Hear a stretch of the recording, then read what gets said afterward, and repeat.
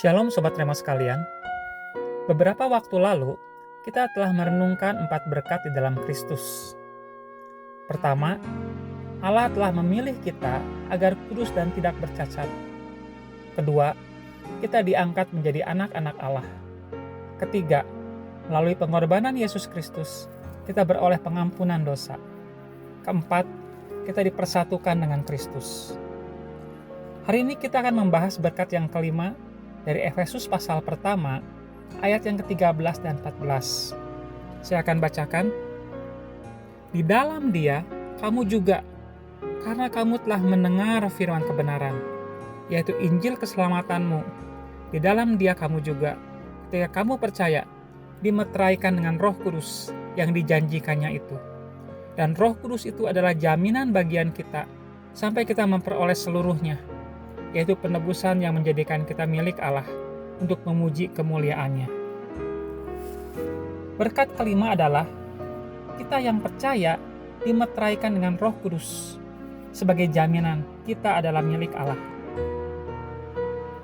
Kalau kita melihat semua berkat ini, maka kita akan melihat karya Allah Tritunggal berkaitan dengan keselamatan.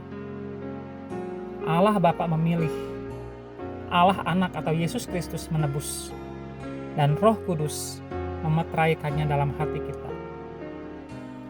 Dalam budaya Yunani Romawi, pemeteraian adalah suatu tanda keamanan, keaslian, dan kepemilikan.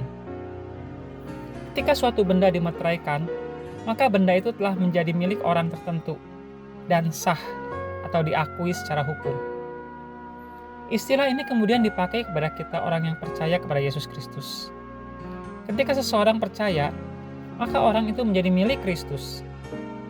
Apa tandanya bahwa orang itu milik Kristus? Yaitu Roh Kudus yang ada di dalam hati kita. Roh Kudus menjadi jaminan bahwa kita adalah milik Allah. Ini adalah berkat yang sangat istimewa bagi kita yang percaya kepada Tuhan Yesus. Berkat ini jauh lebih berharga, jauh lebih penting daripada berkat apapun yang ada di dunia ini.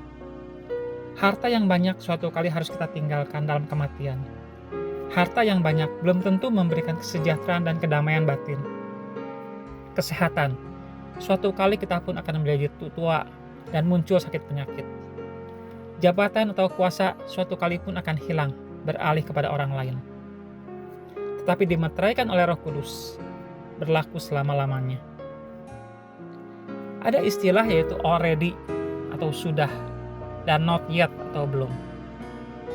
Artinya, sekarang ini kita sudah menjadi milik Kristus atau already. Namun not yet atau belum. Maksudnya, kita masih menanti dalam pengharapan penggenapan akan persatuan dengan Allah.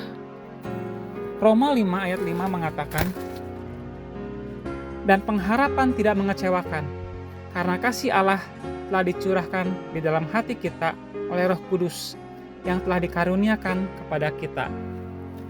Berkat yang kelima ini menjadikan hidup kita penuh dengan makna dan semangat, karena kita tahu akan kemana kita setelah meninggalkan dunia ini.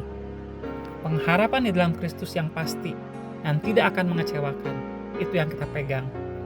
Amin. Mari kita berdoa.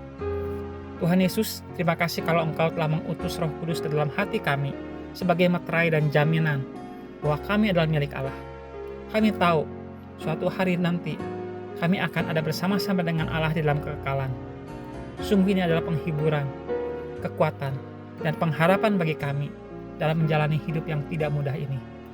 Terima kasih Tuhan Yesus. Dalam nama Tuhan Yesus kami berdoa dan mengucap syukur. Amin. Selamat malam sahabat Rema sekalian. Selamat beristirahat.